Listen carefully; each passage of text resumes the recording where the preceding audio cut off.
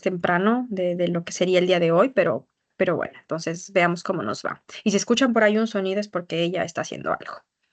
Bueno, entonces veo que estamos ya 31 personas conectadas, entonces estamos un número bueno ya para comenzar. No sé cuántos compañeros son, pero vamos a comenzar, ¿ok? Y tratar de avanzar en esta clase. Entonces, me olvidé si es que había alguna pregunta de la anterior clase que dije que iba a responder. Si es que hay algo, por favor, háganme acuerdo, porque no me acuerdo si quedé en que iba a revisar algo para esta clase. Pero por favor, si hay, háganme acuerdo. Creo que nos iba a hablar acerca de la inserción de los cardiomiocitos en personas con Ah, trastornos y también de las neuronas. ok. Bueno, les quedé mal porque no revisé los cardiomiocitos. Como les comenté, de neuronas sí. Y también estuve leyendo justamente ayer un paper que les puedo hacer llegar si ustedes quieren.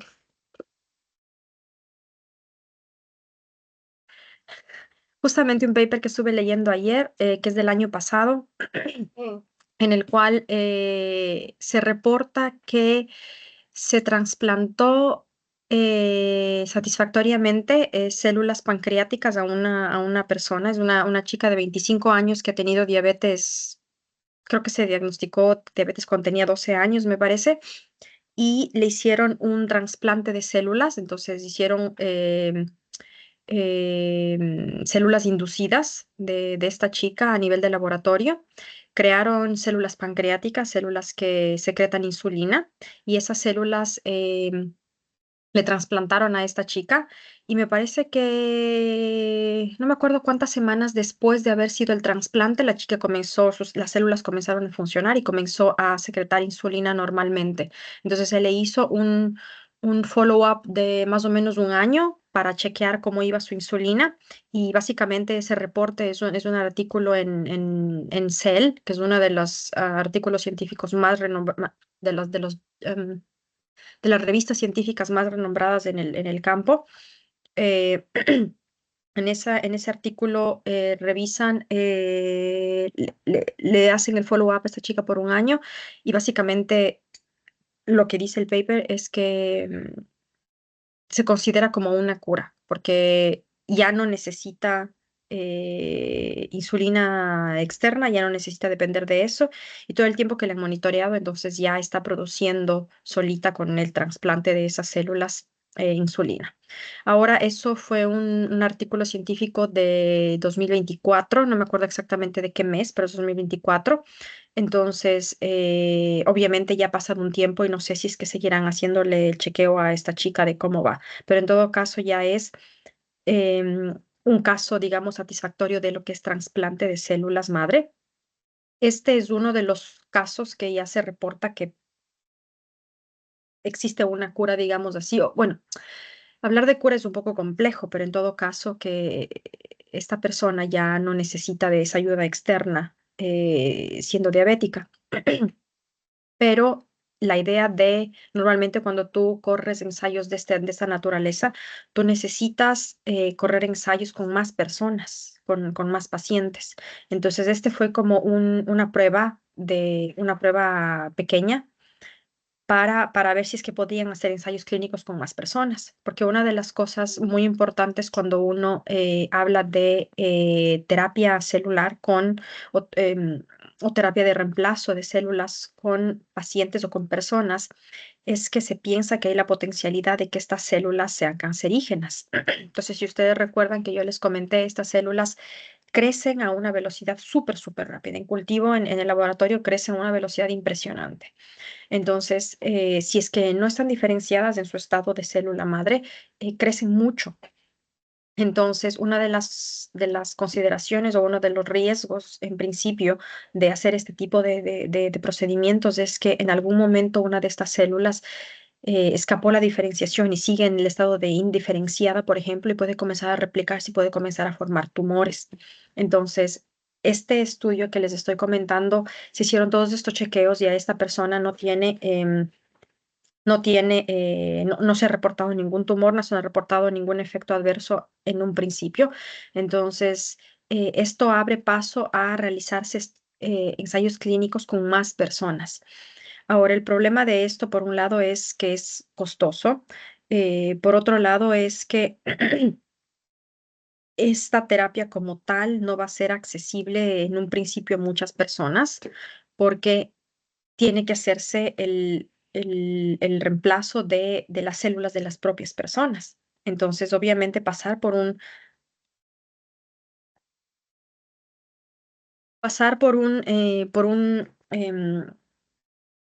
proceso en el cual tiene que hacerse eso con unas medidas muy rigurosas para el control de calidad, porque obviamente va a ir adentro de una persona. Entonces, eso va a ser muy, muy costoso. Entonces, si ustedes imaginan el costo que va a tener esto, por lo menos al principio siempre la mayor parte de tratamientos o de terapias al principio son extremadamente costosas, justamente porque recién se está introduciendo en el mercado, porque las compañías que trabajan en esto tienen que recuperar cierta inversión, porque en un principio tal vez no se ha logrado tener acuerdos con, por ejemplo, las entidades de sanidad de los países para poder, por ejemplo, subvencionar cierto tipo de cosas. Entonces, al principio son terapias que son extremadamente costosas. Entonces, mucho más, si se acuerdan lo que yo les comentaba en la anterior clase, que hacer un experimento con células madre es súper caro. Imagínense qué tan caro es ahora ya llevar eso a la clínica y poner a una persona. Entonces, uno de los problemas es justamente eso. Pero, como digo, ya les quedé mal específicamente con los cardiomiocitos, porque se me olvidó completamente de revisar. Eh, cardio- Ahí está, por favor. Entonces, bueno, no revisé, pero ahorita estoy revisando rápidamente. Bueno, de hecho, ahorita me encontré uno muy rápido. Existe ya, de hecho, dice, es un ensayo clínico tipo 2. Entonces, eso significa que ya, cuando nosotros hablamos de ensayos clínicos, los ensayos clínicos, la primera fase, digamos, del ensayo clínico es probar tu potencial terapia en personas sanas, ¿ok? En un principio tú no vas directamente a las personas que padecen la enfermedad. ¿Por qué? Porque necesitas probar cierto tipo de seguridad. A pesar de que eso ya ha pasado por animales de laboratorio, ha pasado por mucho estudio antes de ir a un humano, antes de ir a pacientes, tú necesitas de individuos sanos que potencialmente van a tolerar más por su condición de estar sanos y normales. Y si es que algo pasa en esta población, que en un principio no debería pasar nada, si es que es una terapia potencialmente sana, entonces si es que no pasa nada, entonces ahí es cuando se considera más o menos que esta terapia es segura, que no tiene efectos secundarios o que los efectos adversos no son muy graves como para poder ir a un paciente. Entonces, obviamente, un paciente es una persona que tiene algún problema que potencialmente es más, em, su respuesta potencialmente puede ser un poco más agravada que en una persona sana. Entonces, esto que estoy viendo ahorita es eh, eh, en, en, en un ensayo fase 2 dice aquí.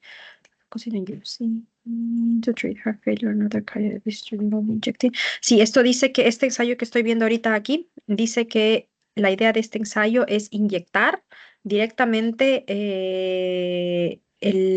las células madre, estos cardiomiocitos, para potencialmente, mi amor, ¿sabes que estás en la cámara? Eh, para reparar el tejido y restaurar la función. Entonces, puedo revisar más papers y si ustedes están interesados en ensayos clínicos específicamente, hay la página web de la FDA, en donde ustedes ponen Clinical Trials y FDA y ustedes encuentran, pueden buscar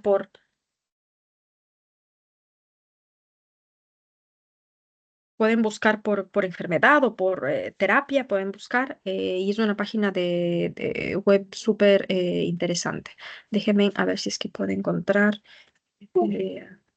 clinical trials.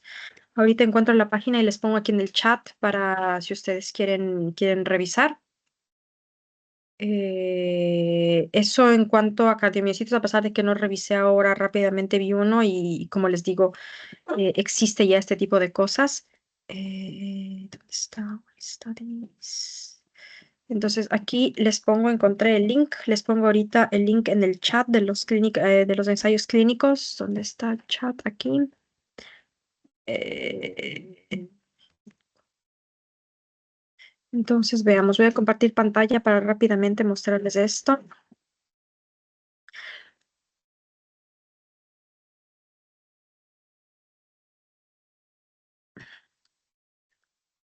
Ah, ya.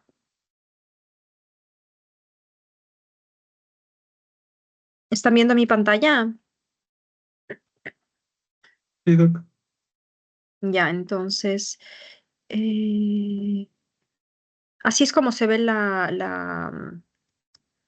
em, el sitio web. Entonces son los ensayos clínicos, todo a nivel de la Estados Unidos, FDA, que ustedes saben que es una de las organizaciones más grandes para lo que es ensayos clínicos.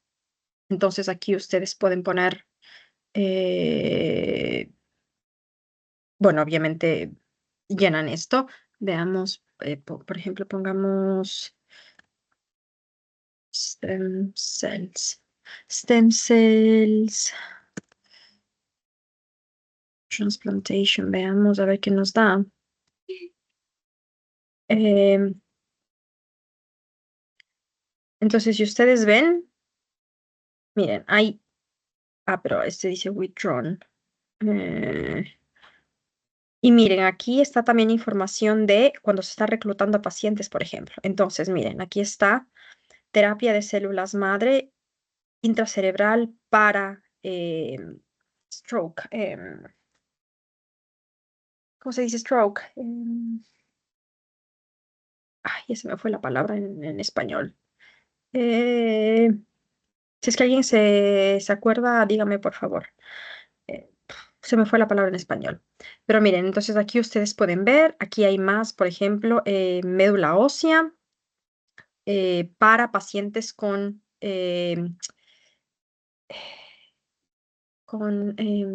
lesiones espinales, por ejemplo. Entonces, cuando ha habido una lesión de cordón, hay el trasplante o se está haciendo el trasplante ya de células madre para restaurar, por ejemplo.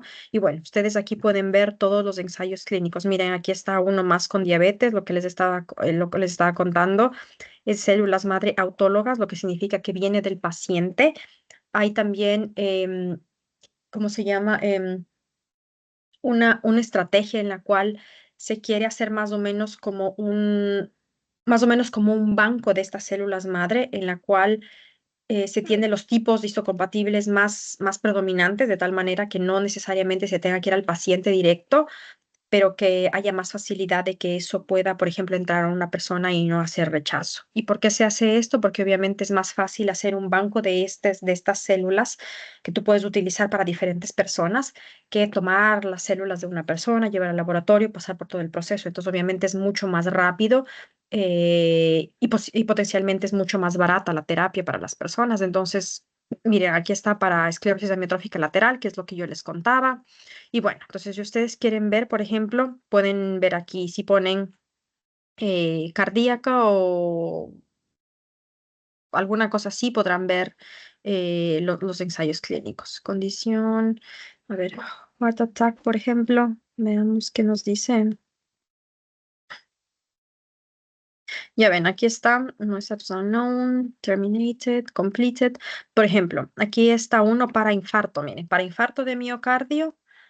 Existe la terapia de trasplante de células que vienen de la propia persona para infarto cardíaco, por ejemplo. Entonces, este dice que el estatus es completed, lo cual significa que este ensayo clínico ya finalizó y seguramente ya hay recomendaciones de qué es lo que pasó. ¿Fue seguro para los pacientes o no fue seguro? ¿Se produjeron efectos secundarios? ¿Cuál es el follow-up que les han hecho a estas personas? Y ustedes ven en dónde se realizó este ensayo clínico. No es exactamente en los Estados Unidos.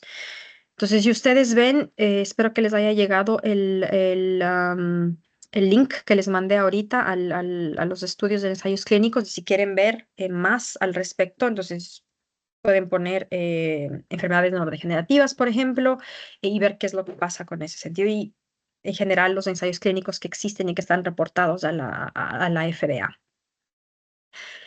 Espero que más o menos haya podido responder la pregunta. Y bueno, Parkinson, creo que ya les conté la clase pasada que sí existen ya ensayos con Parkinson de estas células inyectando a las personas.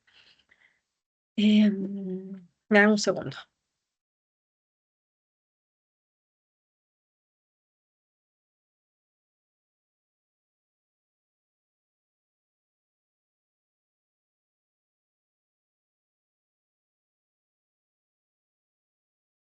Ya. Entonces, eso, queda algo más de responder. No, Doc, solo es. Bueno, creo que dijiste solo eso y justamente tosí cuando estabas diciendo. Entonces, bueno. em,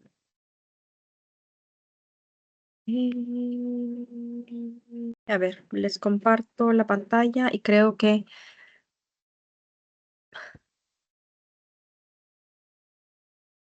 compartir aquí. Bueno, como ven, nos está yendo relativamente más o menos. Aquí con mi hija haciendo bulla. em,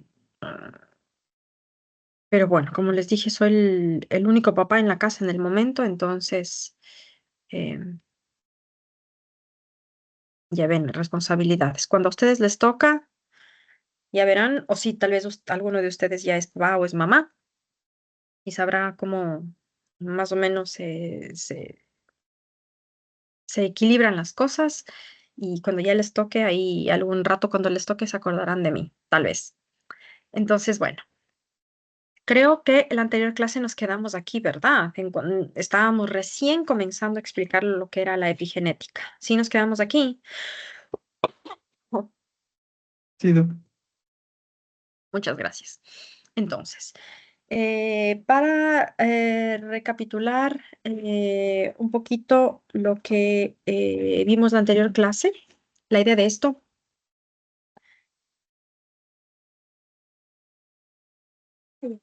eh,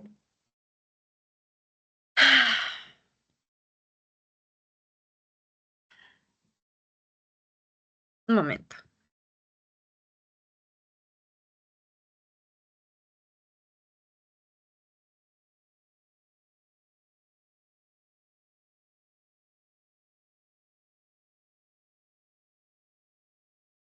Ok. Bueno, entonces la anterior clase les comentaba que, bueno, hicimos una pequeña introducción les indiqué un concepto muy básico de lo que es epigenética.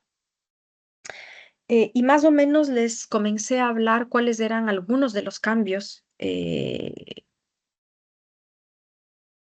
se pueden dar y que se consideran cambios epigenéticos o mecanismos epigenéticos. Y comenzamos a hablar, a ver, déjenme les pongo. Ya. Y comenzamos a hablar de más o menos cuáles eran las modificaciones. Y para eso, em, para una de estas modificaciones, que era de la cola de las histonas, les comencé a contar o les hice acuerdo de lo que era la cromatina. Los compañeros del otro paralelo me dijeron que la doc les había hecho ver un video, les había mandado que vean un video o algún link o alguna cosa así, si no estoy mal, en la cual en una parte de ese video al principio eh, más o menos se ve lo que es la cromatina. Entonces, si ustedes tienen el video y si no, avísenme y seguramente la doc les dio el video. em, en una parte de esa se ve justamente más o menos cómo esto funciona, este componente proteico, que son estas histonas en las cuales se enrolla el ADN y cómo se compacta. Entonces, si ustedes ven, es un conjunto que se va ensamblando en donde el ADN se enrolla alrededor de esta proteína y así se va compactando. Entonces, como yo les decía, esto es como se compacta el ADN adentro del núcleo celular.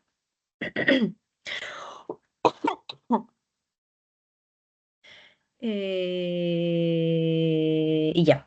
Entonces, las histonas de estos componentes proteicos son octámeros, es decir, son varias unidades, no solamente es una, son varias unidades, y ustedes pueden ver más o menos ahí en el video ese, eh, que tienen estas colas variables que salen fuera de este complejo, ¿ok? Entonces, ya les voy a mostrar una foto en un momento. Son este conjunto de proteínas que se ensamblan, en la cual alrededor va el ADN, pero esta proteína como tal, o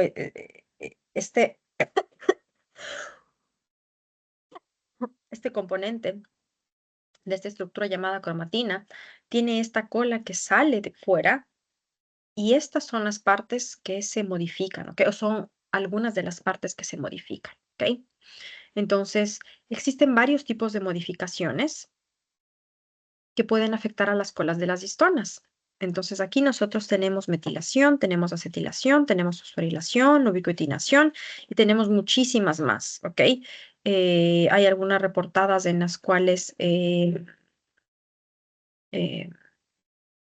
existen, se llama sumoilación y bueno, existen varias más que son estas modificaciones. Y nuevamente, así hablando generalmente, estas modificaciones son, es como una marca cuando hablamos de las colas histonas, en la cola de las histonas, que le da una señal a la célula qué es lo que tiene que hacer. ¿Ok? Entonces hay muchos tipos de modificaciones. Aquí yo les menciono solo unas pocas, pero hay muchísimos tipos de modificaciones. Y puedes hacer menos bulla, hijita. Y, y, y bueno, estas modificaciones, como les digo, dan una señal a la célula, ¿ok?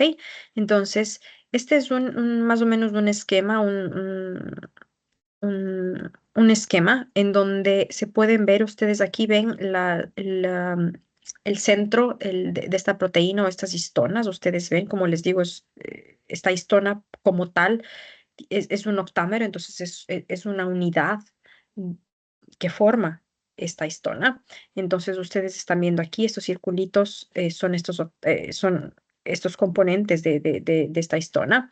Esto en rosado es el ADN, en donde se enrolla. Entonces, yo les contaba en la anterior clase que más o menos imagínense a este complejo como eh, un, un rollo de hilo, ¿verdad? Entonces, obviamente en el rollo de hilo está enrollado muchísimas veces, entonces de cuántas veces está enrollado en el centro de plástico o de papel. Es más grande o más chiquito. En este caso, obviamente, no está enrollado muchas veces, pero está enrollado en este complejo y varios se comienzan a ensamblar y es así como más o menos se comienza a compactar el ADN. Entonces, esto es lo que les dije yo, esto es lo que se llama, em, esto se me fue el nombre, se llama, espérense, déjenme, ya se me fue el nombre. Cromatina, ya ven, ya hasta me olvidé. Esto es la cromatina, solamente esto, este complejo y el ADN. Pero si ustedes ven de aquí de esta estructura, sale esto, que es la cola de la histona, ¿ok? Entonces, hay varias histonas y cada histona tiene una cola. Y esta es la parte en donde se ponen ciertas modificaciones para dar señales a la célula, ¿ok? Entonces, aquí nosotros estamos viendo, por ejemplo, la histona 3, la histona 1, 2, obviamente, hay histona 3 y 4.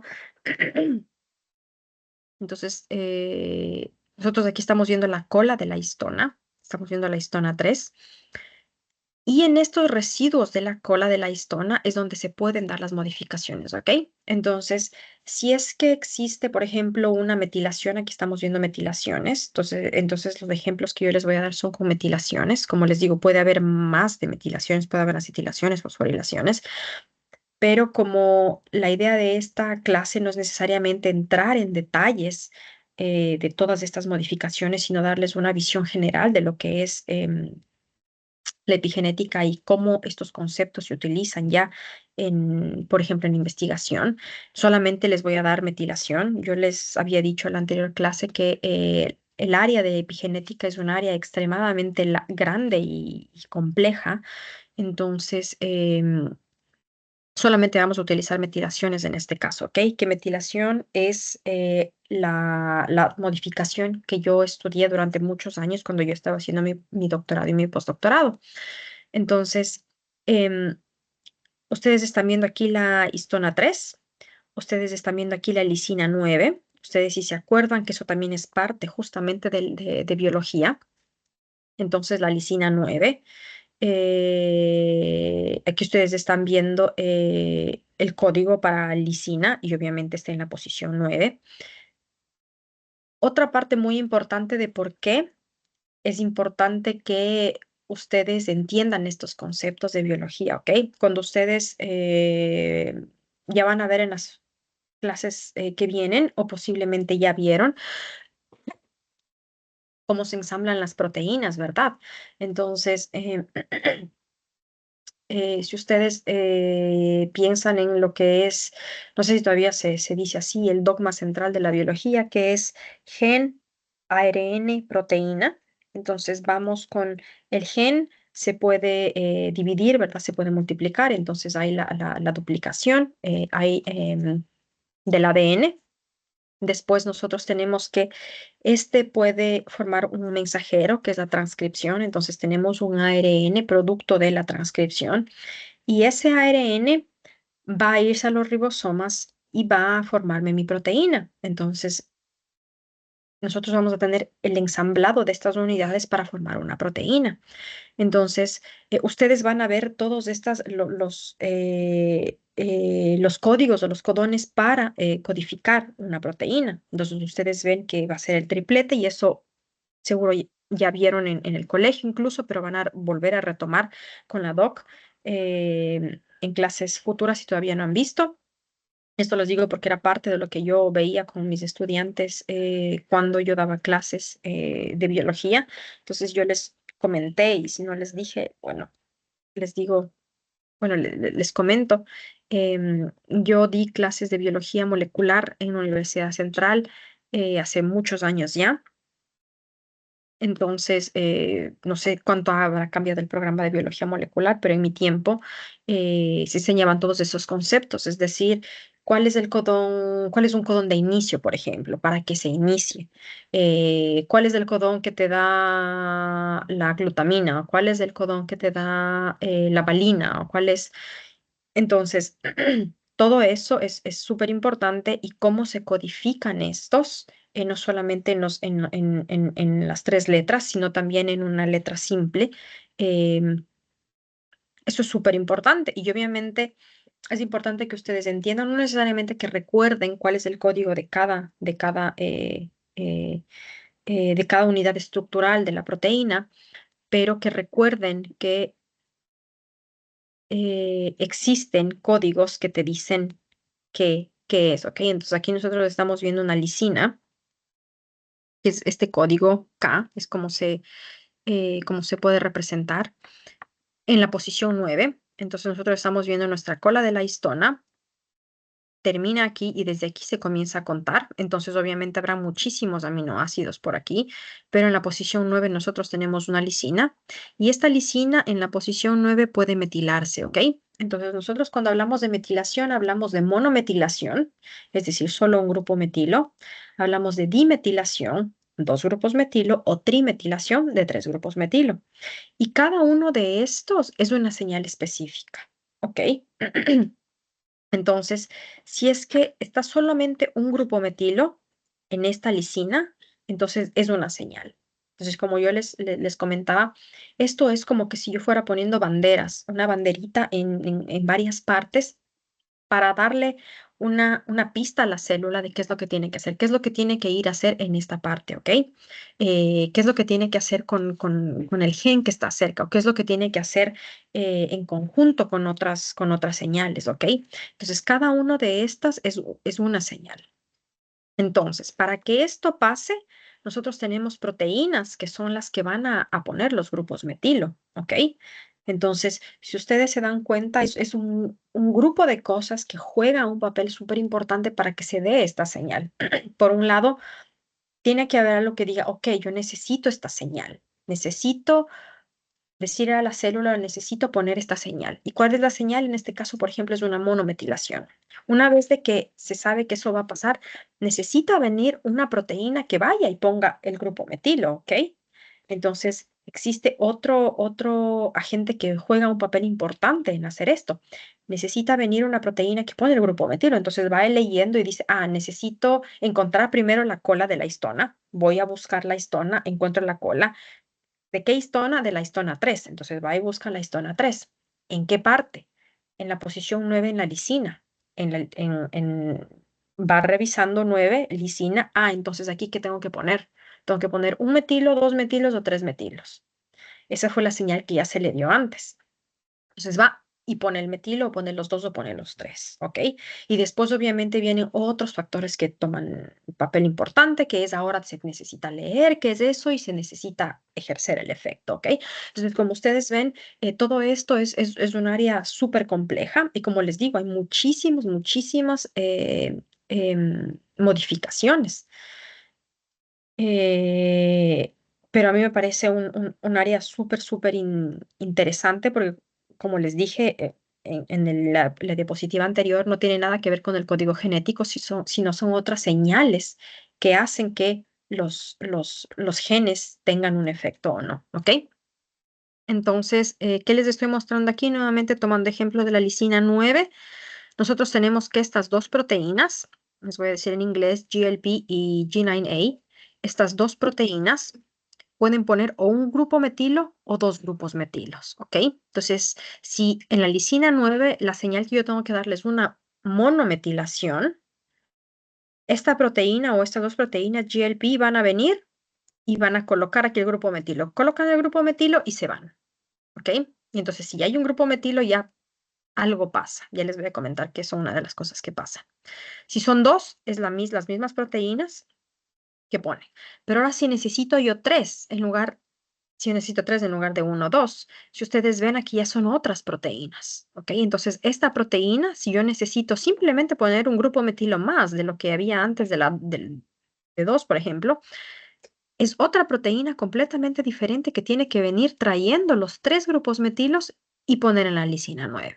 ¿Ok? Entonces, lee la señal, sabe qué es lo que tiene que hacer, busca la histona 3, va a la lisina 9, trae sus tres grupos metilos que ya traía, les pega a los grupos metilos y se va. Y ahora esta cola de la histona queda en la lisina 9 con esta modificación, que como les digo, es una señal.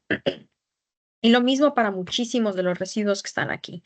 Aquí les estoy mostrando la lisina 27, la lisina 79 y estos que están aquí son las proteínas que son cargadas de poner estos grupos metilo, ¿ok? Para lisina 27 y para lisina 79, eh, hasta cuando yo hice este diagrama hace ya bastante tiempo, debería chequear más bien, solo existían esas proteínas, estas proteínas que están aquí, que ponían todos los grupos metilo. A diferencia de la lisina 9, en la cual hay diferentes proteínas que ponen diferentes grupos metilo, para estas lisinas solamente se ha determinado estas proteínas que ponen los grupos metilo, ¿ok? Entonces eso en lisina, en histona 3. Si vamos a la histona 4, es exactamente la misma historia. En la histona 4 nosotros tenemos varios residuos. Yo solo les estoy mostrando las lisinas. ¿Y por qué? Porque eso fue lo que yo más estudié. Entonces, imagínense qué tan amplio es este campo. Si es que cada lisina tiene algo específico o cada residuo tiene una modificación específica y cómo esto va jugando con otros factores para dar un efecto específico. Entonces, en mi doctorado y postdoctorado, yo estudié la lisina 20 en la histona 4, específicamente la dimetilación y la monometilación, mucho más que la dimetilación y la trimetilación más que la monometilación. Entonces, si ustedes ven aquí, a diferencia de esta o de estas, aquí tenemos una proteína que pone un grupo metilo. Para 2 ya es otra proteína. Para 3 ya es otra. Entonces, son mecanismos súper complejos que lo que tienen que hacer es poner una señal, ¿ok? Entonces, más o menos así es como se ve, y estas son parte de las modificaciones epigenéticas, ¿ok? Entonces, ahora imagínense que también, por ejemplo, este residuo específico, en lugar de tener metilaciones, también puede tener acetilaciones, ¿ok? Entonces, ya no está metilado y está acetilado ahora. Entonces, a pesar de que es del mismo residuo, pero ya tiene una modificación diferente, es un efecto completamente diferente que va a tener los genes que están ahí, ¿ok? Que están alrededor, ¿ok? Entonces, em, es un cambio relativamente pequeño, digamos, en el que en lugar de esto es un grupo diferente y ahora tiene un efecto completamente diferente. ¿Tengo más? No. Bueno, entonces antes de pasar a eso, em, vamos a hacer una distinción igual general de lo que es metilación y acetilación, ¿ok? Entonces, si yo tengo en un residuo, tomemos como ejemplo lisina 9, si yo tengo metilación, normalmente las metilaciones lo que hacen por eh, cómo funcionan químicamente en los enlaces y en lo que pasa en el complejo en general. Las metilaciones normalmente lo que hacen es compactar el ADN, ¿ok? Entonces, compactan el ADN, es como que se cierra eso y no es muy accesible por ejemplo, la polimerasa que venga y comience a leer un gen, ¿ok? Pero en cambio las acetilaciones hacen lo contrario. Las acetilaciones lo que hacen es relajan el ADN. Relajan, hacen que se abra un poco, es accesible para la cromatina, viene la cromatina y puede, no, no, la cromatina, la polimerasa y puede comenzar a leer, ¿ok? Entonces, si nosotros pensamos solamente en este residuo, en la lisina 9, si nosotros tenemos aquí un grupo metilo, el grupo metilo lo que va a hacer es va a compactar eso, ¿ok? Y la acetilación lo que hace es lo contrario, va a relajar. Entonces, de jugar con las acetilaciones y con las metilaciones, de alguna manera yo puedo comenzar a jugar con cuál es el estado de ese ADN, ¿ok? ¿Cuál es el estado en el que yo quiero que se encuentre? Es decir, quiero que se encuentre compactado o quiero que se encuentre relajado. Y en un principio, lo que pasa es que de una señal o de otra, yo voy a tener que se me van a expresar mis genes o no, ¿ok? Entonces, esa es una de las diferencias de lo que es metilación y acetilación, y esto es súper importante para después tratar de jugar un poco con la epigenética para, por ejemplo, em, ayudar a la expresión de genes, que es justamente lo que les voy a comentar ahora. Entonces, como les digo, esto a idea global de lo que es de epigenética, a idea global de lo que es la modificación de ciertas partes del ADN para que se pueda dar un efecto. Entonces yo les dije que puede ser el ADN per se, es decir, aquí ustedes están viendo la cola de la histona, pero, por ejemplo, aquí en el ADN como tal, nosotros también podemos tener metilaciones directamente en el ADN, que es otra señal. Entonces puede ser a nivel del ADN, puede ser a nivel de la cola de las histonas. Lo que yo estudié por muchos años es la cola de las histonas, específicamente la histona 4 y la lisina 9. Eso estudié por años. Entonces imagínense cuánto tiempo uno puede estar estudiando una sola cosa. Eh, entonces eso como general. Ahora les voy a contar por qué esto es importante y cómo nosotros podemos utilizar estos conceptos ahora para tratar de responder una pregunta biológica, que en este caso es, ¿cómo yo puedo a través de estos conceptos ayudar a incrementar la expresión de mi gen. ¿Ok? Entonces, para hacerles de acuerdo, yo les comenté en la anterior clase que yo estudié esto en el contexto de una enfermedad neurodegenerativa, ¿verdad? En el contexto del ataxia de Friedrich, que es esta enfermedad neurodegenerativa en la cual eh, las, la, am, en la cual se degeneran las neuronas sensoriales, ¿ok? Entonces, más o menos les comenté cuáles eran. Denme un segundito, por favor.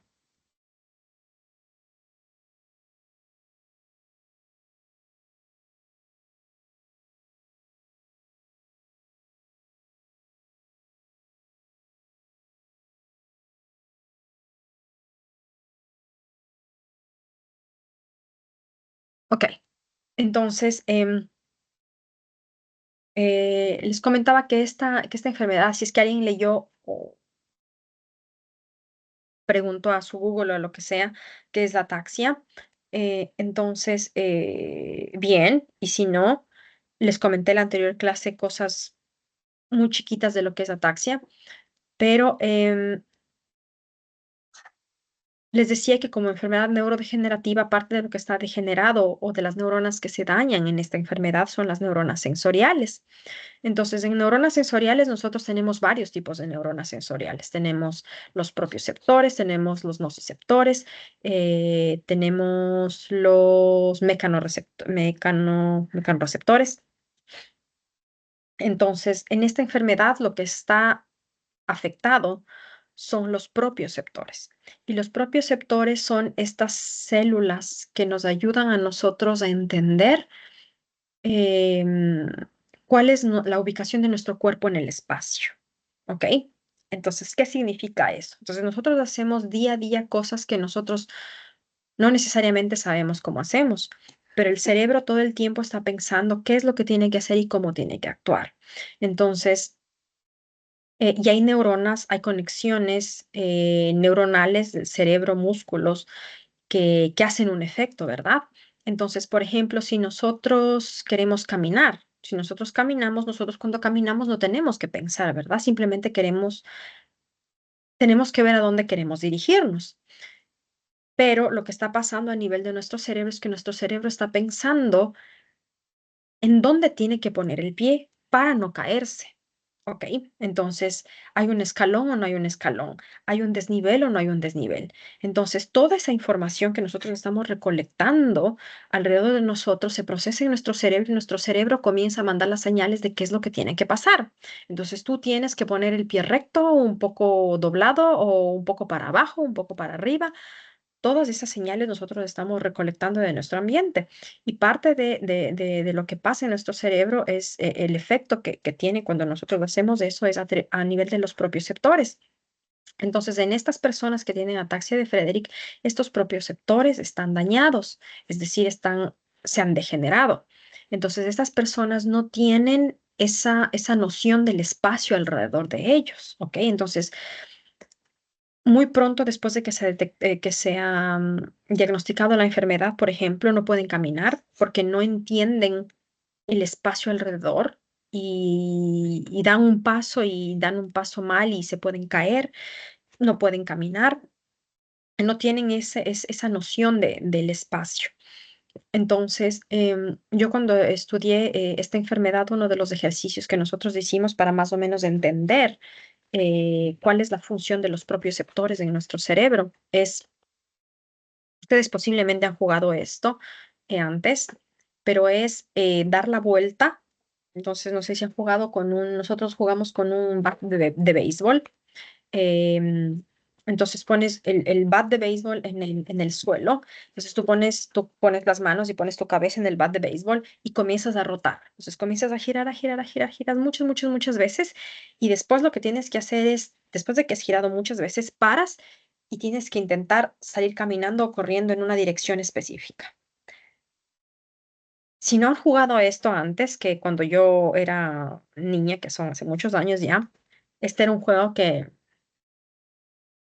hacías con tus amigos, simplemente era un momento de risas, más que un juego per se. Si no lo han hecho y quieren hacerlo, pues les invito a que hagan. Pero para quienes lo han hecho, saben que una vez de que tú rotas muchísimas veces y quieres salir a un lugar específico, no tienes noción de en dónde estás. Estás mareado, no sabes en dónde estás. Entonces, si tú quieres salir corriendo y quieres dar el primer paso, quieres salir, no tienes esa noción y te caes. Entonces, posiblemente quieres salir, das dos, tres pasos y te caes. Y rápidamente te caes. Así es como sienten estas personas que tienen ataxia de Frederick. Es como que todo el tiempo estuvieran dándose la vuelta y no tienen esa noción. No es que estén mareados, pero no tienen esa noción de en dónde está su cuerpo en relación al espacio y no pueden caminar, ¿ok? Entonces, esta es entre una de las cosas que pasan muchísimas cosas en esta enfermedad. Y una de las cosas que pasa son también problemas cardíacos. Y de hecho, estas personas con ataxia de Friedreich no mueren necesariamente por problemas a nivel de lo que han perdido sus neuronas sensoriales, sino más bien a nivel de problemas cardíacos. Y si se acuerdan lo que yo les comenté en la anterior clase y les mostré un video cortito de lo que son cardiomiocitos en laboratorio. Eso era cuando yo estudiaba ataxia de Frederick. Entonces yo hice con las mismas células madre, hice por un lado neuronas sensoriales y por otro lado hice cardiomiocitos. Que cardiomiocitos es lo que ustedes vieron. No les mostré neuronas sensoriales porque más bonito era lo que les mostré en la esclerosis amiotrófica lateral. Pero hice los dos, cardiomiocitos y neuronas. Entonces, ahora, ¿qué es lo que pasa en estas personas? ¿Por qué? ¿Por qué tienen este problema? Si ustedes recuerdan lo que yo les dije en la anterior clase, es una mutación en un gen. Entonces yo les conté qué gen es el gen de la frataxina, en el cual existe una repetición que no debería estar ahí, y cuando esto pasa, estas neuronas se terminan muriendo, ¿ok? Entonces, ya ven, no puedo cambiar. Ok, entonces, gracias, mi amor. Entonces, para comentarles otra vez qué es lo que pasa en ataxia de Frederick específicamente. Nosotros tenemos aquí el gen de la frataxina, ¿ok? Entonces aquí nosotros tenemos nuestro gen de la frataxina, comienza el gen, termina el gen, ¿ok? Entonces yo les dije que la mutación era en el primer intrón. Entonces nosotros aquí tenemos el primer intrón del gen. Y les dije que la mutación era esta repetición GAA, ¿ok? Entonces si ustedes ven en una persona normal, una persona no normal, en donde su gen es normal, nosotros tenemos estas repeticiones hasta más o menos 40, ¿ok? Entonces, si yo pudiera ver a su gen de la frataxina o a mi gen de la frataxina, yo vería que nosotros comenzamos nuestro gen. Nosotros comenzamos nuestro gen aquí al principio. Entonces, ustedes ven, comenzamos nuestro gen. Entonces, vamos leyendo el gen, nuestro exón, nuestro intrón, nuestro exón, todos los exones que tiene, por ejemplo, el gen de la frataxina. Entonces vamos leyendo. Llegamos a nuestro intrón 1, estamos en el intrón 1, y aquí nosotros vamos a ver esta repetición. Entonces, como les digo, si yo pudiera ver su gen o el mío, yo vería que no tenemos más de 40. Es decir, llegamos al intrón 1, vemos una GA, después el triplete es una GA, el siguiente triplete es una GA, y así hasta máximo 40 o 43 aquí más o menos. Si tenemos más, ya tenemos ataxia de Frederick, ¿ok? Entonces normalmente tenemos 40, ¿ok? No normalmente. Tenemos alrededor de entre 1 y 40 cuando no tenemos la enfermedad, ¿ok? Nuestro gen no está afectado. ¿Y qué es lo que pasa cuando el gen no está afectado? Más o menos así es como se ve. Entonces, justamente algo muy parecido a este diagrama de aquí es lo que ustedes tienen en el video que la doc les pidió que revisen. Es muy, muy parecido, solo que me parece que en el video que ustedes tienen creo que es azul con rosado o alguna cosa. No me acuerdo de qué color eran las histonas. Y me parece que era rosado el ADN.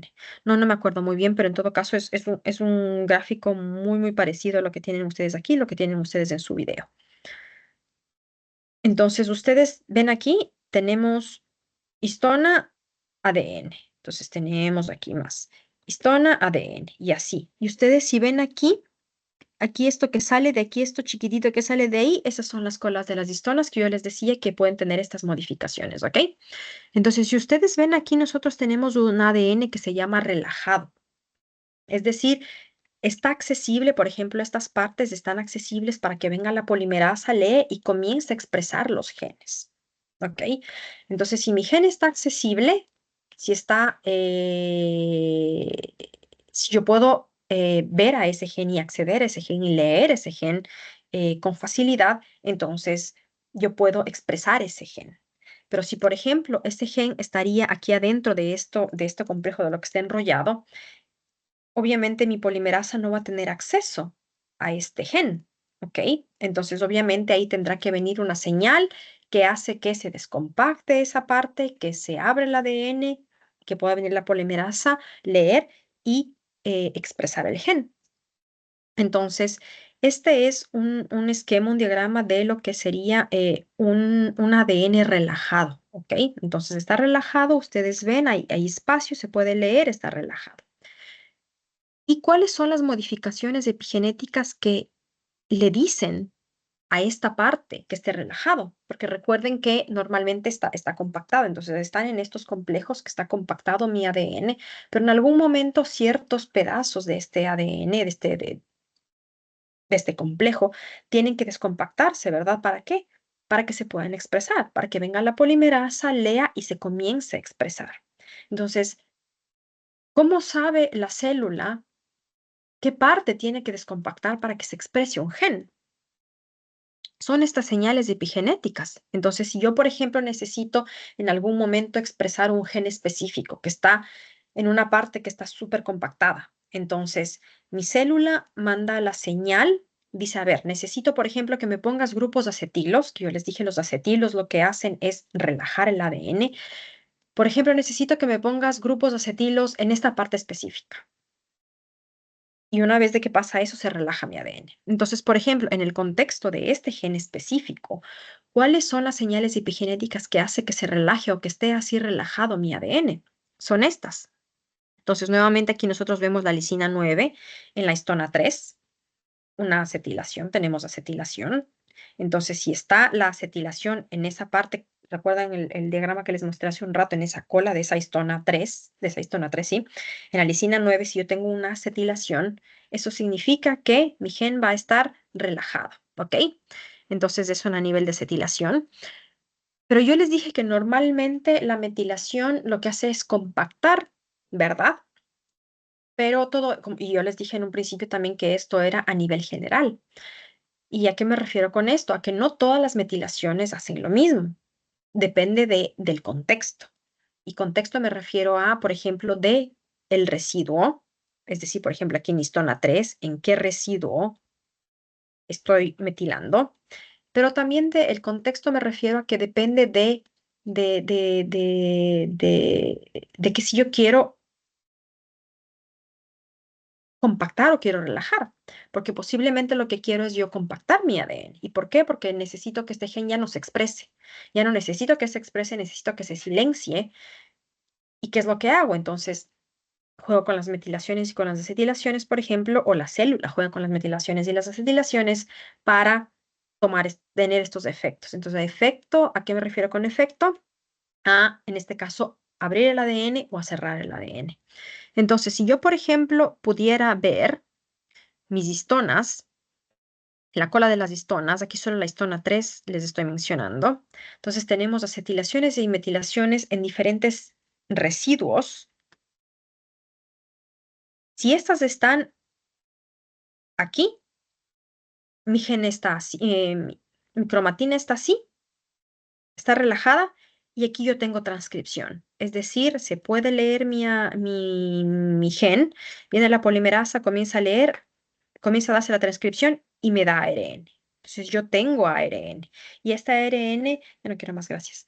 Y este ARN obviamente se va a formar proteína, ¿ok? Va a ir a los ribosomas y va a comenzar a formarme proteína. Entonces, cuando yo estoy hablando de su gen de la frataxina o de mi gen de la frataxina o de alguien que no tiene ataxia de Frederick, tenemos pocas repeticiones en el intro 1. Tengo estas señales que hacen que mi cromatina esté relajada y cuando esto pasa yo tengo ARN. Y cuando tengo ARN tengo proteína. Entonces, ustedes y yo tenemos normal la proteína, no, tenemos em, niveles saludables de proteína de frataxina, porque tenemos mensajero, ¿ok? ¿Y qué es lo que pasa con los pacientes que tienen ataxia de Frederick? Entonces, si nuevamente vamos a ver nuestro gen, comienza el gen, vamos viendo el gen, llegamos al intro 1. Si ustedes ven aquí, yo puedo tener hasta casi 2000 repeticiones. Entonces ya es una GA, otra GA, otra GA. Ya no son 40, son cerca de 2000 repeticiones muchas personas que tienen. Entonces, cuando tienen, por una parte, el gen, así como tal, es muchísimo más largo, ¿ok? Porque tiene una cantidad impresionante de repeticiones GA que no debería tener. Esta es la mutación. Y cuando tiene más o menos de 40, más de 40 hasta, me parece que hay personas que llegan a 2000 repeticiones, esto lo que hace es, bueno, se ha descrito varias teorías de por qué, pero en tu cuarto. Ok. Bueno, mi amor. Bueno, mi amor. Em, entonces, hay rangos en los cuales estas personas tienen las repeticiones. Entonces, personas que tienen, por ejemplo, repeticiones 50 o 60 o 100, que es obviamente mucho más de lo que tendría un gen sano, digamos así, tienen ataxia de Frederick, pero esa ataxia se presenta mucho más tarde en la vida. ¿Ok? Entonces, normalmente los pacientes que tienen ataxia de Frederick más o menos comienzan a tener los primeros síntomas de ataxia de Frederick cuando son adolescentes. Pero hay personas que, no sé, mi amor, porque está en mi cuarto. No sé entonces, mi amor. No puedo hacer ahorita nada. Dame un momento, ¿sí? Em, entonces, esta ataxia se presenta mucho cuando son mayores. Entonces, hay personas que, por ejemplo, se ha presentado ataxia cuando tienen 30 años, por ejemplo, porque tienen repeticiones más de lo normal, pero tienen menos que, por ejemplo, alguien que tendría 1500 repeticiones. Y mientras más repeticiones tienes, eso significa que la enfermedad se presenta mucho más antes, que es mucho más grave y que mucho más rápida, deja, y que más rápidamente tú terminarás, por ejemplo, en una silla de ruedas porque ya no puedes moverte solo, ¿ok? Entonces, hay varias teorías por las cuales el gen se silencia y a se silencia me refiero a que no puede transcribirse, no podemos tener mensajero y como no tenemos mensajero no podemos tener proteína. Hay varias teorías que son parte de esto, pero esto no vamos a ver obviamente porque estamos viendo epigenética. Pero una de las teorías por las cuales este gen se silencia es justamente por las modificaciones epigenéticas que hacen que el gen se compacte, ¿ok? O que se compacte la cromatina. ¿Y cuáles son estas modificaciones genéticas? Nuevamente vamos a la histona 3, a la lisina 9, tenemos dimetilación y trimetilación. Entonces, si ustedes ven aquí, en este contexto de este gen, para esta histona, esta lisina Si tenemos metilación, el gen se compacta y si exactamente en la misma posición nosotros tenemos una acetilación, en cambio se relaja. ¿Ok?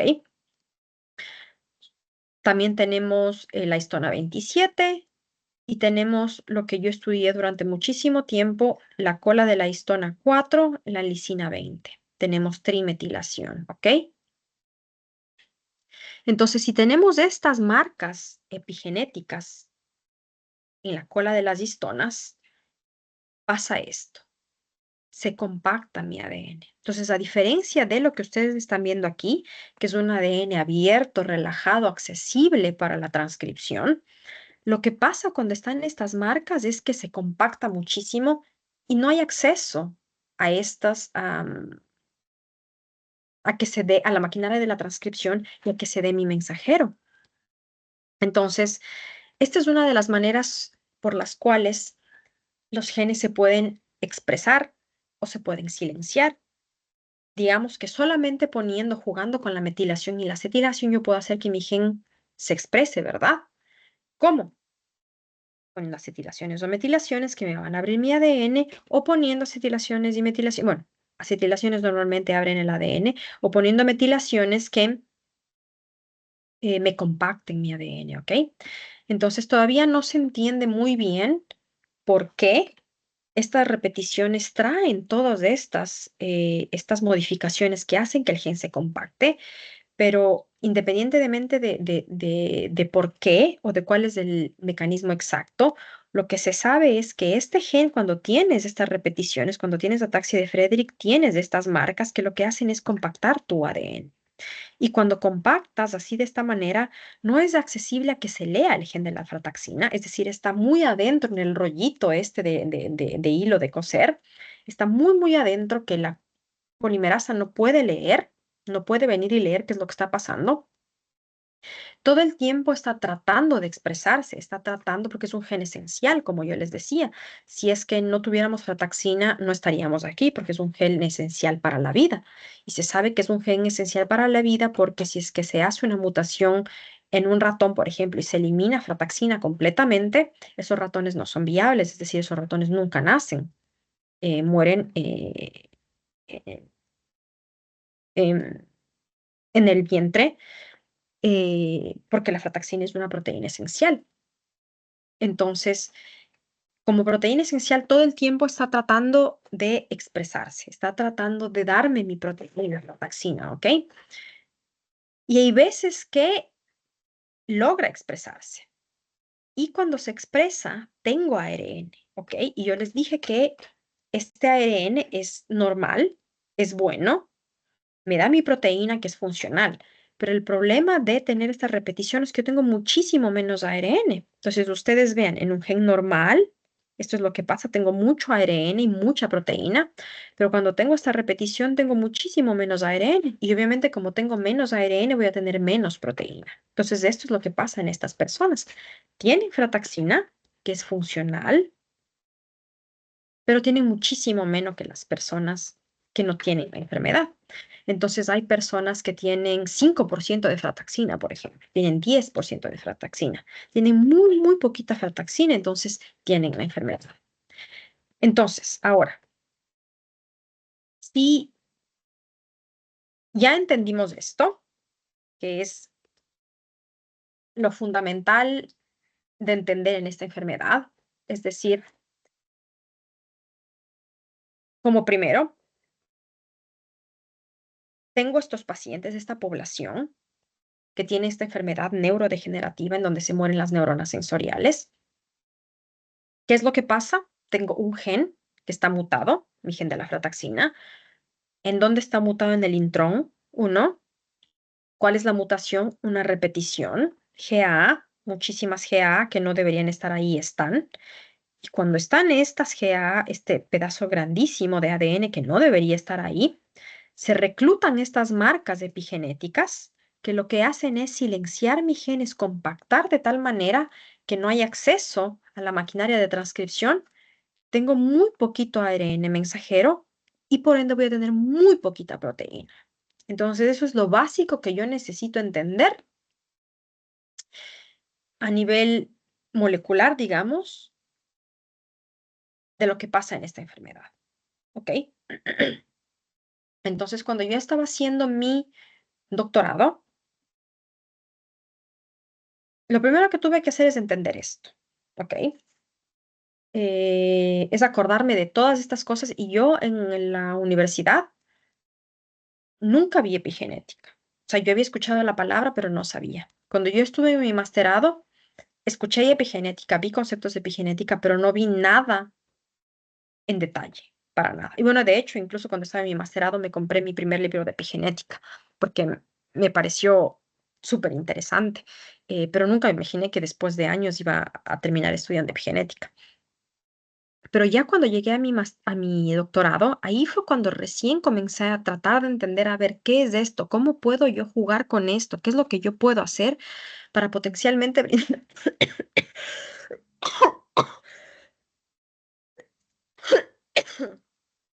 para brindar una terapia a estas personas? ¿Y por qué les digo esto? Porque si yo quiero tratar de encontrar una terapia, lo que tengo que primero hacer es entender qué es lo que está pasando, ¿verdad? ¿Qué es lo que va mal en estas células, en este gen, para yo tratar de resolver, ¿verdad? No puedo yo encontrar una terapia para una enfermedad si yo no entiendo la enfermedad. Y en este caso, una enfermedad que tiene un componente epigenético como esta enfermedad, y si quiero estudiar epigenética, entonces necesito entender estos conceptos básicos, digamos, para tratar de encontrar una terapia, ¿ok? Entonces, una vez entendido esto, ¿qué es lo que yo pensé cuando yo era estudiante? Dije, a ver, si es que yo puedo jugar con las metilaciones y acetilaciones para abrir mi gen, si yo aquí tengo muchas metilaciones que lo que hacen es compactar mi gen, ¿qué es lo que pasa si en lugar de yo tener, por ejemplo, solo aquí en esta lisina 9, qué es, qué pasaría si yo elimino estas metilaciones y pongo una acetilación, por ejemplo? ¿Qué pasaría? ¿Qué pasaría si yo, por ejemplo, aquí tengo eh, estas metilaciones que son buenas? Bueno, buenas, ya les digo, todo depende del contexto, pero en este caso abren mi cromatina. ¿Qué es lo que pasaría si yo hago eso? Entonces, son las primeras preguntas que me comienzo a hacer. Eh, ¿Puedo yo jugar con metilaciones y acetilaciones para que mi gen se relaje o no? ¿Es viable hacer eso o no? Porque cuando ustedes piensan en una enfermedad, no sé, pues hijita, vamos a tomar un receso de 2 minutos, ¿ok? Me dan un segundo.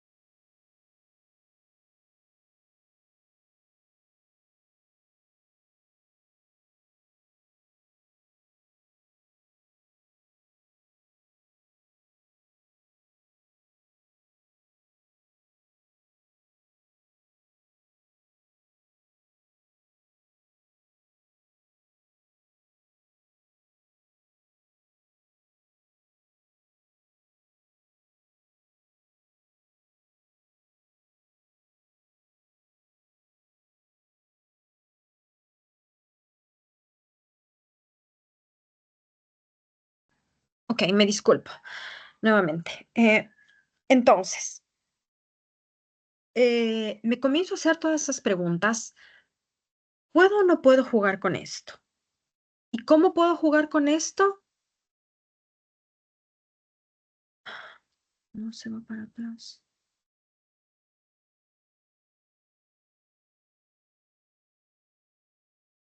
Yo les dije aquí que habían proteínas que son las encargadas de poner estos grupos metilo, ¿verdad? Hay también proteínas que son encargadas de remover estos grupos metilo, porque así como hay una señal que le dice a la célula, anda a esta posición específica y pon un metilo porque necesito compactar mi gen. Si yo necesito expresar ese gen, debe haber otra señal que dice, ok, ahora tú anda y remueve ese grupo metilo de ahí para que ya no se descompacte mi gen, por ejemplo. O anda y añade un grupo acetilo para que en cambio ahora se relaje mi gen, ¿ok? Entonces, todas estas señales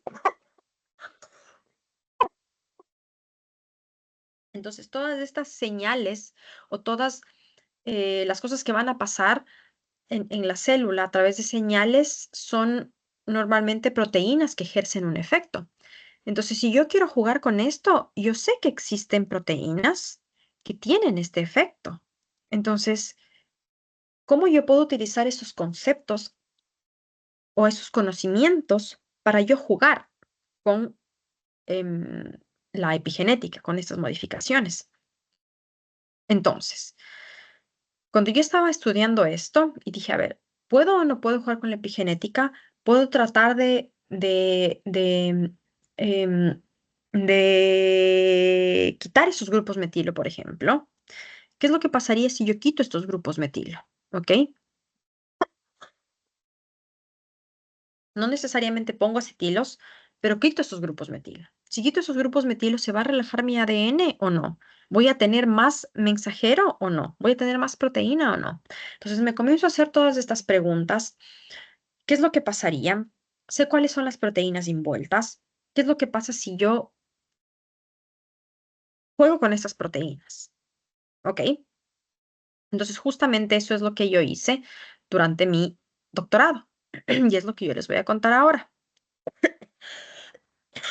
Entonces, para yo responder esta pregunta, yo tenía un modelo en laboratorio. En laboratorio normalmente tú trabajas con modelos para responder tus preguntas. Entonces son modelos celulares o son modelos animales o, o en general es un modelo que a ti te ayuda a responder una pregunta. A veces puede ser un modelo in sílico, puede ser un modelo proteico, pueden ser varios modelos que en el laboratorio te permiten responder una pregunta. Entonces, ¿cuál era mi modelo? Yo tenía una célula, yo tenía células en las cuales yo tenía mi gen de la frataxina. Ustedes aquí están viendo el gen de la frataxina normal, entonces aquí nosotros tenemos los exones, tenemos el primer intrón en el cual tenemos las repeticiones que les dije. Y antes de que se acabe mi gen, tengo un reportero. ¿Y qué es un reportero? Es una proteína que en este caso es una proteína que me emite luz. Es una proteína luciferasa. Entonces, esta proteína luciferasa viene de un organismo vivo que tiene luz y esta proteína se ha extraído de este organismo. Se tiene en laboratorio, se puede utilizar esto como un reportero, ¿ok? Entonces, si yo hago un poco de ingeniería y en mi gen de la frataxina yo ingreso este reportero, entonces cada vez que yo lea mi frataxina, yo voy a tener luz, ¿ok? Cada vez que yo quiera ver qué es lo que está pasando con mi frataxina, yo puedo medir luz porque yo tengo este reportero de luciferasa en mi gen, ¿ok? Entonces, si yo quiero tener un gen normal o un modelo celular con frataxina normal, que no tiene la mutación, tengo este, este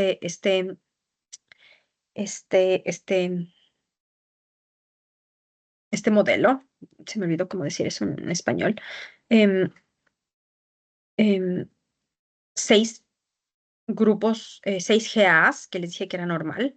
Si yo quiero tener un gen con la mutación, en lugar de tener 6 GAs, tengo más de 300. Entonces, este es un gen defectuoso.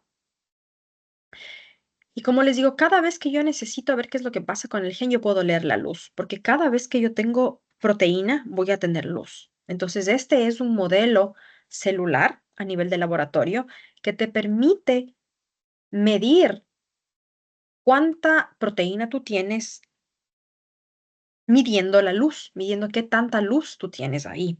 ¿Ok? Entonces, no quiero que se imaginen que es luz que va a florecer.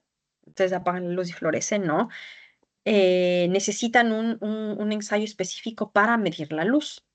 Eh, pero, en todo caso, con este gen, que es un gen que se ha insertado en este modelo, este es de lo que se llama un transgen, es decir, se ha insertado este gen en este modelo, que es una línea celular, es esta línea, es una de las líneas celulares más utilizadas en laboratorio, no es una línea cancerígena, es Human Embryonic Kidney, se llama esta célula, HEC293, es uno de los modelos más usados en laboratorio con células cancerígenas como las células HeLa y otras células cancerígenas más. En este modelo celular se ha insertado este gen para saber qué es lo que pasa con la frataxina específicamente, ¿ok? Entonces, de esta manera yo puedo seguir qué es lo que pasa con mi frataxina, porque imagínense ustedes si yo quiero hacer eso a nivel de laboratorio y yo tengo un modelo celular en el cual yo comienzo a probar ciertas cosas para ver si es que, o comienzo a jugar con las metilaciones y quiero leer mi frataxina. ¿Cómo yo puedo leer qué es lo que está pasando con mi frataxina? Necesito tener una manera de leer qué es lo que pasa, ¿verdad? Con mi proteína. Y una de las maneras de leer es insertando un transgen que en este caso, en mi caso, tenía un reportero de luciferasa que me emitía luz. Yo hago un ensayo muy específico y así yo puedo seguir qué es lo que está pasando con mi frataxina. A mí no me interesan las otras proteínas, en principio no me interesa qué es lo que está pasando con ninguna otra proteína. A mí lo que me interesa es solamente ver a mi frataxina. Yo tengo mi modelo celular y yo me enfoco en la frataxina y solo quiero ver a la frataxina. Y esta es la estrategia que yo utilizo para solamente ver mi frataxina a través de medir la luz una vez que he ingresado este transgen, ¿ok? Entonces, a nivel de laboratorio, yo tenía esta herramienta que me ayudaba a medir cuánta luz o cuánta frataxina yo tenía, ¿ok?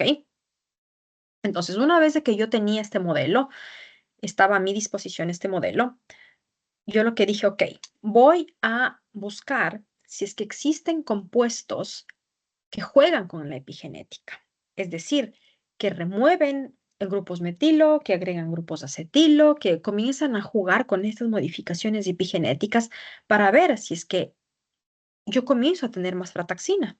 Entonces, imagínense qué pasaría si yo encuentro un compuesto que me produce más frataxina, ¿ok? Entonces, normalmente cuando yo corro estos ensayos, yo tengo un control que es células que no están tratadas con nada, por ejemplo. Si yo leo mi frataxina y tengo cierto nivel, tengo este nivel, y tengo un compuesto que lo que hace que mi frataxina haga esto, entonces yo leo mi frataxina y yo tengo mucha más frataxina, entonces yo puedo pensar que este compuesto que yo utilicé para tratar estas células, lo que hace es incrementar la expresión del gen. ¿Por qué? Porque me incrementó mi proteína, ¿ok? Entonces, con esta idea en mente, yo utilicé una librería pequeña de compuestos epigenéticos para ver si yo incrementaba mi frataxina. Entonces, este es el ensayo que yo les dije, en el cual yo leo luciferasa específicamente. Entonces, como les dije aquí, una vez de que yo leo luciferasa, yo leo mi proteína, porque está al final de mi gen, solamente le falta el pedacito final de mi último exón. Entonces, mi exón 5 es la primera parte del exón 5, mi gen de luciferasa que me da luz, la última parte de mi exón 5 y el final de mi gen, ¿ok? Entonces, cada vez que yo tengo luz, yo tengo todito esto, ¿ok? Tengo todo esto de mi gen que es básicamente todo mi gen, tengo mensajero y tengo proteína. Entonces, leyendo qué cantidad de luz yo tengo, puedo saber qué es lo que pasa con mi frataxina. Si tengo este nivel, por ejemplo, sin nada, ¿qué es lo que pasa si yo trato mis células con diferentes compuestos? Entonces eso se llama una librería de compuestos, es decir, son varias moléculas. Eh, Poniéndolo en otro contexto, es como, imagínense como una farmacia, más o menos. Entonces, yo tengo mis células y pongo, por ejemplo, una aspirina. Y tengo mis células y pongo, por ejemplo, un paracetamol. Tengo, y así varios de estos compuestos o varios de estos potenciales fármacos, yo comienzo a poner uno a uno en mis células para ver qué es lo que pasa. Entonces, tengo varios de estos compuestos y comienzo a ver qué pasa con mis niveles de frataxina, comienzo a ver qué pasa con la luz. ¿Genero la misma cantidad de luz si no tengo nada? ¿Genero más luz o menos luz con estos compuestos? Entonces, este es mi gen normal, este es un gen que no está mutado, entonces, esta es la cantidad de frataxina que yo tengo si yo tomo células de una persona que no tiene la enfermedad. Por ejemplo, si yo pudiera tomar una muestra de ustedes y analizar cuánta frataxina ustedes tienen, ustedes tendrían este nivel de frataxina.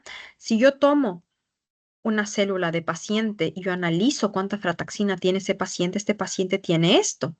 Entonces tiene más o menos 40% de frataxina, ¿ok? Entonces tiene toda esta disminución de frataxina, ¿ok? Entonces, si este es mi nivel con el que yo comienzo, este paciente tiene este modelo celular que yo les estoy comentando, tiene esto de frataxina, ¿qué es lo que pasa si yo pongo compuesto uno? ¿Y qué es lo que pasa si yo pongo compuesto 2? Y cada uno separado, no juntos, cada uno separado para ver qué es lo que pasa. Y pasa esto. Entonces, con varios de los compuestos que yo probé, mi frataxina en lugar de incrementar, disminuye. Entonces, obviamente yo no quiero eso, porque yo lo que quiero es lo contrario. Yo quiero incrementar mi frataxina, porque yo quiero que mis pacientes tengan frataxina. Entonces, compuesto uno no es bueno, porque en lugar de aumentar, me disminuye. Compuesto 2 no hace mucho, y si hace algo es baja. Compuesto 3 veo que me incrementa frataxina. ¿Ven cuánto me incrementa? Desde 40 y algo hasta más de 80. Compuesto 4 igual, vamos a 80, ya me incrementa más o menos el doble. ¿Qué es lo que pasa con el compuesto 5? Me baja un poco la frataxina y voy viendo así cada uno de los compuestos, qué es lo que pasa. Hay compuestos como estos que lo que hace es que mi frataxina disminuya terriblemente. Obviamente yo no quiero eso, quiero lo contrario. Pero si ustedes ven en estos compuestos que yo he tomado, hay ciertos compuestos que me incrementan frataxina, mucho más de lo que yo tengo a nivel basal, digamos, a nivel normal de este modelo. Entonces, cuando tú ves eso a nivel de laboratorio, tú dices, ok, he encontrado algo que hace que potencialmente me incremente la frataxina. Entonces, si ustedes imaginan esto a nivel,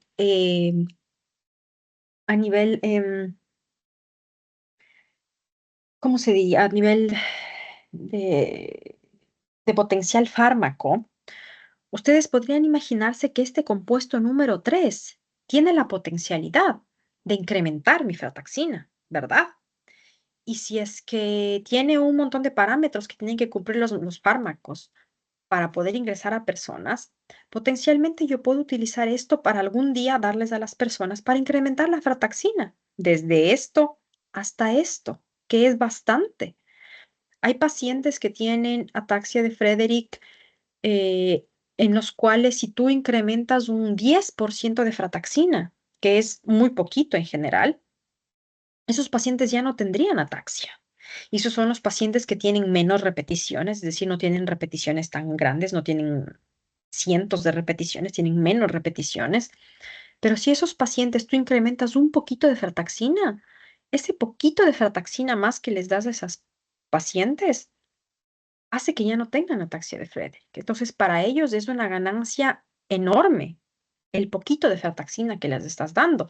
Pero si tienes un paciente que tiene 10% de frataxina y le incrementas hasta 20, potencialmente no es una terapia viable porque no le estás incrementando suficiente. Sí tiene un poco más de frataxina, pero no tiene una frataxina suficiente como para no tener la enfermedad. ¿Ok? Entonces, todo depende del contexto y depende de qué tan severo es el caso de estos pacientes, qué tantas repeticiones tienen. Pero si ustedes ven aquí, yo tengo que hay 1, 2, 3, 4, 5 compuestos que potencialmente están teniendo un efecto que yo no sé hasta este momento, solo sé que existen 5 que están haciendo que mi frataxina incremente, pero por lo menos ya me dan em, una esperanza, digamos, ¿verdad? Puedo encontrar algo que puede hacer que mi gen se exprese, ¿ok? Entonces, una vez de que yo hago este experimento y tengo esto, ahora, ¿qué es lo que tengo que hacer? Primera cosa, he respondido. ¿Existe algún compuesto que juegue con la epigenética, que quita y mueve y retira y lo que sea que esté haciendo a nivel de epigenética, que me incremente mi frataxina? La respuesta es sí, para esa primera pregunta. Sí existe y hay 5 potenciales fármacos que hacen que incremente tu frataxina. Ok, sé eso. ¿Cuál es mi siguiente pregunta? Mi siguiente pregunta es, ¿y ahora qué son estas cosas? ¿Qué es este fármaco? ¿Qué es este? ¿Qué son todos estos? ¿Por qué?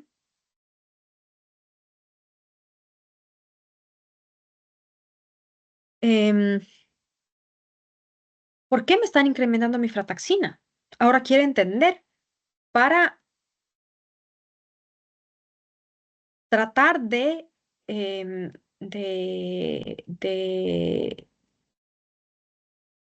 de hacer ¿cómo se llama?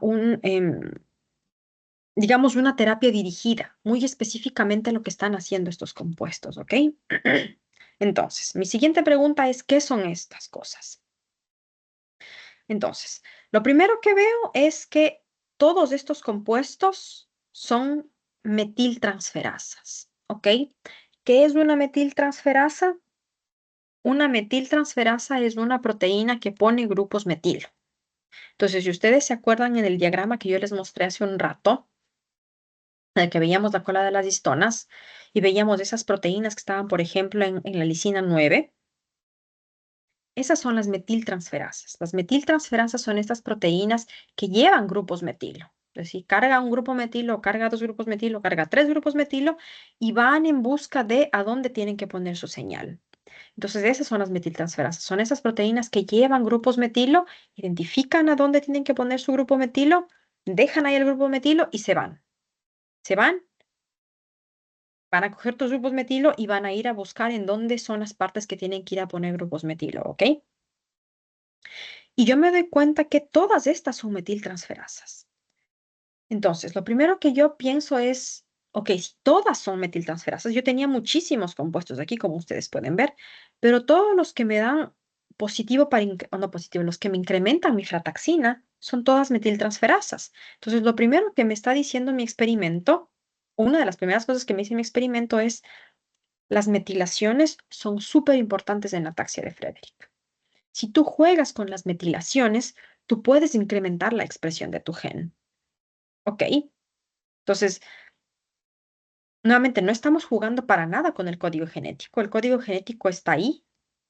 Sabemos que está mutado, el gen está mutado, pero ahora lo que queremos hacer es jugar con las otras señales para tratar de ayudar que mi gen se exprese. ¿Ok? ¿Cómo? En este caso, jugando con las metilaciones. Eso fue lo que yo encontré. Las metilaciones son súper importantes para silenciar mi gen. Si yo juego con las metilaciones, posiblemente puedo hacer que mi gen se exprese. Entonces, lo primero que yo hago es probar. El compuesto número 3 es este, se llama así. El compuesto 11 es este. El compuesto 33 es este. Yo les mostré 5, pero aquí les estoy... Al principio les dije que encontré 5, pero les estoy mostrando solo 3 ahora. Entonces, lo primero que yo hago es tratar de entender si esto es dependiente de la concentración. Si es que esto es dependiente de la concentración, si yo pongo muy poquito, posiblemente no tiene efecto. Si yo pongo un poquito más y es muy específico, va a tener un poquito de efecto. Si yo pongo un poco más, va a tener más efecto. Y mientras yo más voy poniendo de este compuesto, tiene que tener más efecto, ¿verdad? Si es dependiente de la concentración, si es dependiente de esta molécula. Si no depende de esta molécula, el experimento no va a funcionar, ¿ok? Entonces es uno de los primeros experimentos que yo hago para ver qué es lo que pasa. Y para hacerles acuerdo nuevamente, um, A196 es la metiltransferasa responsable de poner los grupos metilo en la histona 4 en la lisina 20. Este me parece que es este, lisina 27. Este me parece que es este, ¿ok? Entonces, en ese diagrama que yo les mostré, estoy jugando con estas metilaciones. Si yo juego con estas metilaciones, si yo inhibo a estas proteínas, es decir, no hay proteína que vaya y ponga el grupo metilo. Si es que eso pasa, entonces tengo menos grupos metilo y al parecer si hago eso incremento mi expresión del gen, ¿ok? ¿Qué es lo que hago después? En algún momento yo tengo que enfocarme en algo porque no puedo tomar estos tres compuestos y seguir haciendo todos los experimentos en eso porque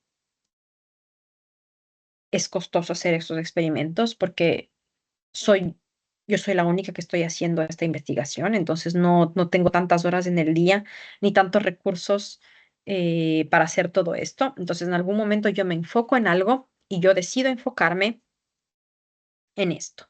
Yo decido enfocarme en este compuesto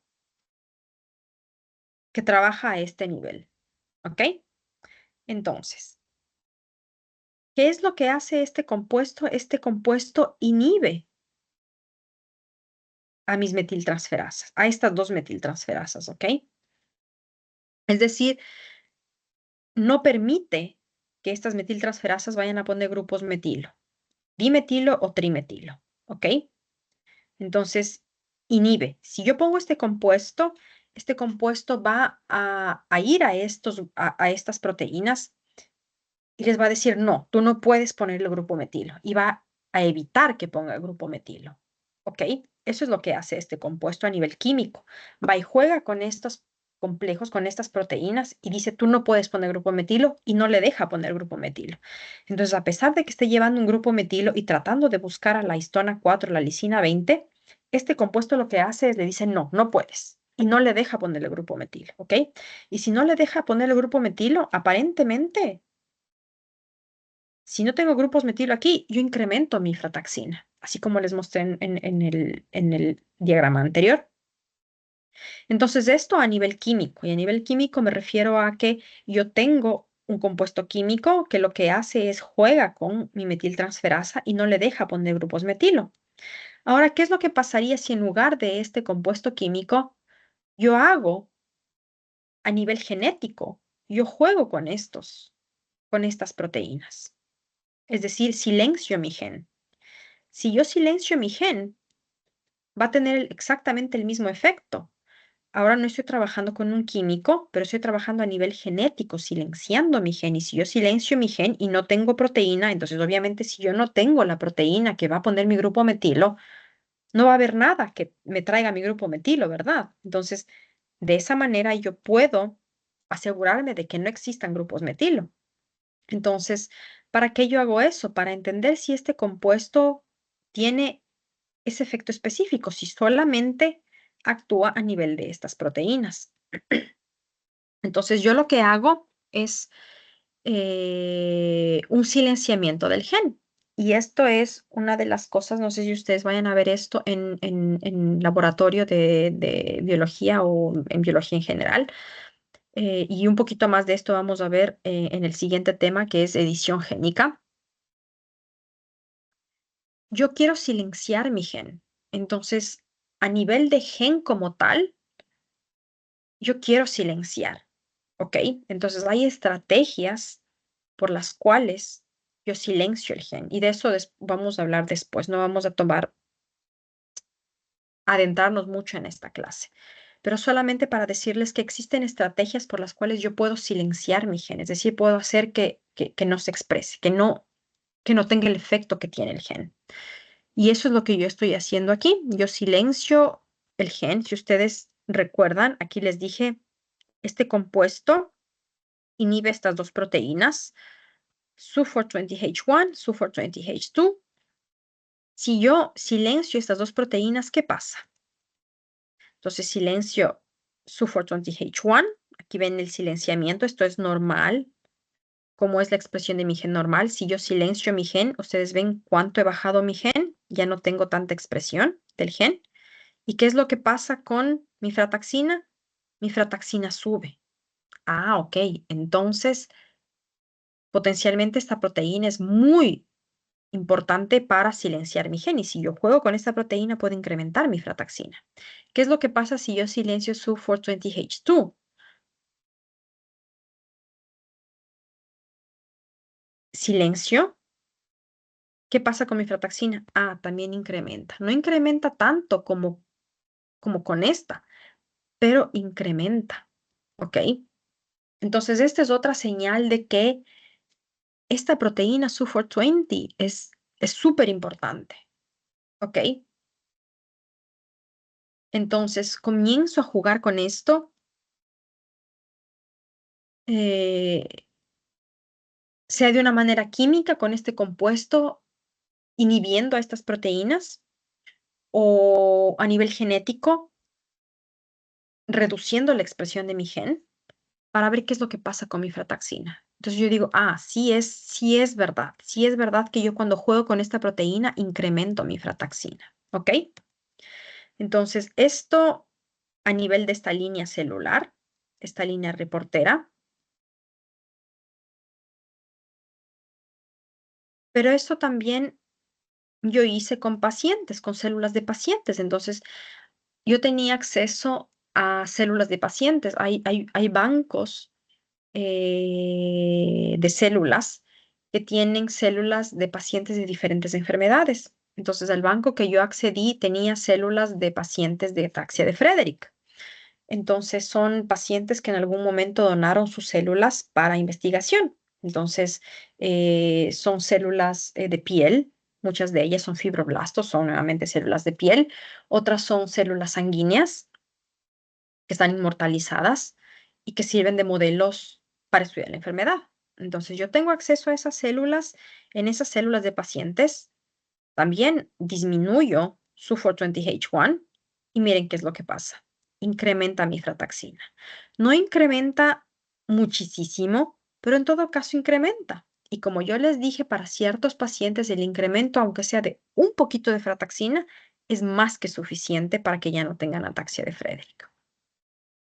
Entonces, yo paso de mi modelo celular, que es un modelo muy artificial, por supuesto, porque son células que en un principio fueron normales, que yo le inserté este transgen que tiene mi mutación. Entonces es un modelo obviamente artificial que yo he creado en laboratorio para tratar de entender y para tratar de seguir qué es lo que pasa con mi frataxina a través de la luz. Pero es un modelo artificial, obviamente, creado a nivel de ingeniería genética en laboratorio. Entonces, si yo quiero en algún momento ver si es que esta terapia puede servir para pacientes, ¿qué es lo que yo tendría que hacer? Necesitaría acceso a células de pacientes. Entonces, ahí es cuando yo voy a mi banco de células, compro células de pacientes de ataxia de Friedreich, comienzo a silenciar su 420H1 y a ver qué es lo que pasa con mi frataxina, ¿ok? Entonces, cuando yo estaba en mi modelo celular de luciferasa, yo leía la luciferasa, ¿ok? Entonces, yo leo luciferasa Pero ya cuando estoy en pacientes, obviamente yo no tengo mi reportero de luciferasa porque son células que vienen de pacientes. Nosotros no tenemos luciferasa en nuestros genes. Entonces aquí en cambio lo que yo leo es el ARN mensajero. ¿Ok? Entonces yo les dije que ARN mensajero la mayor parte del tiempo es representativo de lo que es una proteína, porque si yo tengo mensajero, tengo proteína, a menos de que tenga un problema de traducción, por ejemplo. Pero en este caso no existe ese problema con estos pacientes. El problema es que tienen menos mensajero. Entonces yo puedo leer mi ARN mensajero como una idea de cuánta proteína yo tengo. ¿Ok?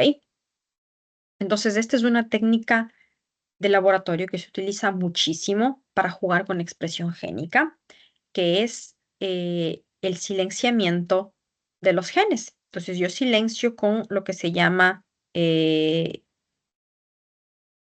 em, siRNA, em, ARN de interferencia.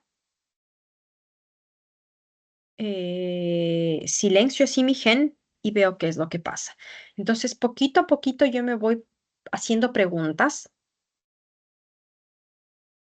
que obviamente yo tengo que tratar de responder a nivel de experimentos para entender poco a poco qué es lo que está pasando con esto, con la idea muy grande y global y ambiciosa de algún momento tener una terapia para estos pacientes. Y así es como funciona la investigación en todas las enfermedades. Entonces, las personas en laboratorio, los científicos se preguntan, ¿qué es lo que está pasando mal con esta enfermedad? Si entiendo la enfermedad y qué es lo que está pasando mal, yo puedo tratar de encontrar maneras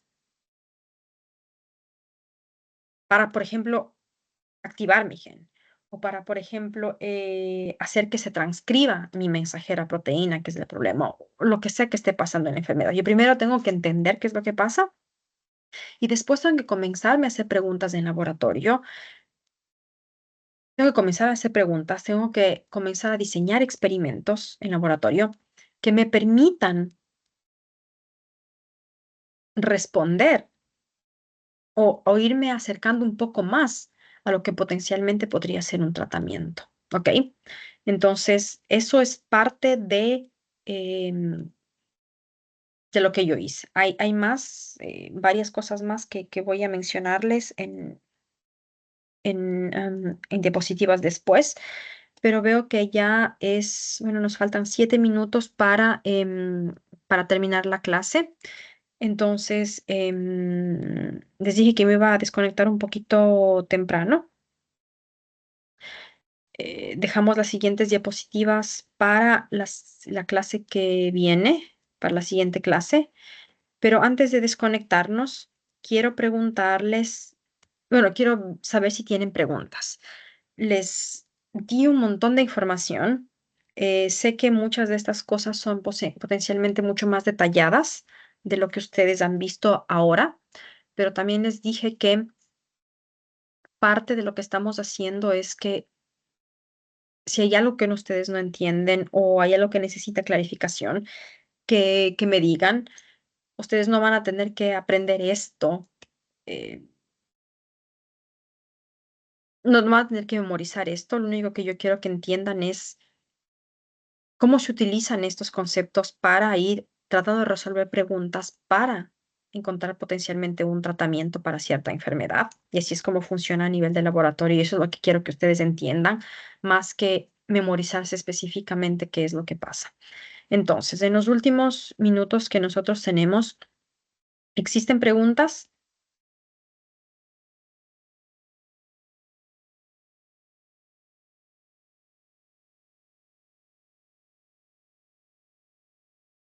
Mm, Creo que no. sí, ya vi que no tienen preguntas. Em, bueno, espero que no haya preguntas. Bueno, iba a decir, bueno, tal vez es porque fue mucha información también. Em, entonces, bueno, continuamos con lo poquito que nos falta de esto. La siguiente clase, tenemos una clase más, ¿verdad? Sí, Doc, esta es la cuarta clase y ya la siguiente semana es la quinta. Exacto, perfecto. Nos queda una clase más, ya ven. Nos queda una sola más en la que van a tener que hacer el esfuerzo de juntarse el lunes a esta hora y ya después tendrán su tiempo para ustedes. Espero que sea eso y que no tengan más clases después. Em, ya va a ser la última clase y ya no me van a ver y escuchar de hablar de taxi de Federico, de Parkinson o de lo que sea que siempre hablo.